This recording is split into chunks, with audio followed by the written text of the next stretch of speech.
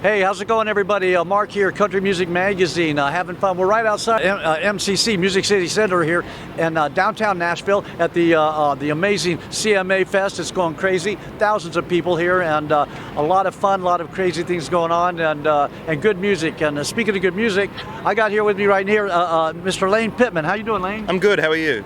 Good, good, good. I just met him, so we're new friends here, but we talked for a minute and he said, well, you're from down under. Yes, I'm from Australia. I've been born and raised there, and this is my third trip to Nashville in the last year, so it's always good to be back. I mean, this time of the year especially, it reminds me a lot of home. It's nice and warm. I came in December, my last trip, which I'm from the country, and it's always pretty warm, so December was not the best time.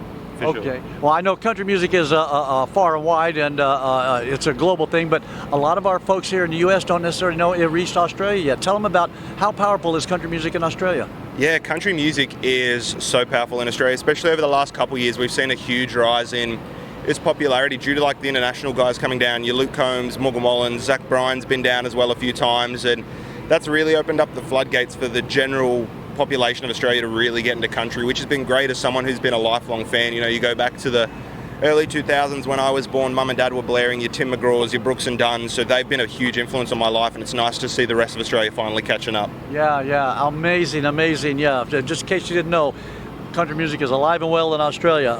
What else is going on here? New music written in Nashville, first time co-writing. Let's talk about that. Yeah, as I said, I made my second trip here in December and did a bunch of co-writing, which was really fun.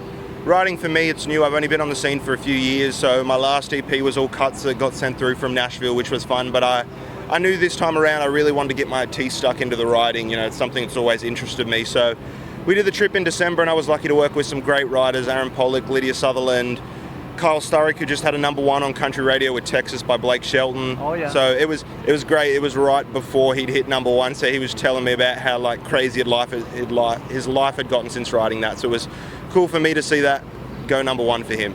And you had a #1 song in Australia you were telling me about. Let's talk about that. Yeah, #1 for 2 weeks. My last single that came out, Amen for the Weekend, was a really cool song for me. We got sent it, and I wasn't sure on cutting it at first. It's a little on the poppier side, stompy clap, almost a bar song, Shabuzi kind of vibe. Okay. But I think it came out at the right time down under. It came out in November, which is leading right into our summer period. So it was kind of that feel-good song of the summer. You know, you're out, long days, on the water, drinking some beers with your friends, and it just sort of hit at the right time. All right, I like it. I like the sound of that right now. It's so hot here in downtown Nash. Some people may not even know that Luke Combs, a worldwide artist, obviously, and he was down in Australia, and he gave you a phone call. Then what happened? Yeah, so it's been a crazy couple of years, my relationship with Luke. I was on The Voice Australia a few years ago, back in 2022, and I auditioned with Even Though I'm Leaving, one of his songs, and came time to book his arena tour back in 2023, and they'd seen my audition somehow, and they just said, hey, let's give this young kid a chance. So I got an email saying, hey, do you want to support Luke Combs? And at the time I think I was 16. So you get an email like that, you're right. Just like, that's not real. I kind of disregarded it. But I did the due diligence. I searched up who sent me the email on LinkedIn of all places, and turns out the email was very real, and I sort of went to a mental breakdown for like a couple of minutes, and I was like, this isn't real, there's no way I'm going on this tour. But sure enough, the next day I accepted it. I was still in high school at the time, so they were like, we need an answer within 24 hours, and this was on a weekend, so I didn't even ask my school for permission. I was just like, sorry, you can sort that out. I'm leaving, I'm going. And that was back in 2023, and again, January of this year, he came back and was the first country artist to ever play a headline stadium run down under, and very gracefully again asked us to open those shows too. Man, imagine that, touring with Luke Combs. Good stuff, stadium tours at that. And you've accomplished all this at the young age of? 19, I'm 19 now, I turned 19 a few weeks ago, so it's crazy to think that the last 3 years of my life has just been dedicated to this dream I've had since I was 6 years old. It's a running joke between me and my friends. I would always be like, yeah, I'm going to be a musician full time, and they were like, we'll win the lottery before that happens. And let me tell you, none of them have won the lottery, and I'm doing this for a job, so who's really winning? Oh my gosh, that's awesome. Yeah, unbelievable, man. I'm so happy to have met you. Let me ask you a question. Influences when you were young, growing up, who are your country influences? Yeah, so young age, obviously the Tim McGraws, Brooks and Dunns, Alan Jacksons.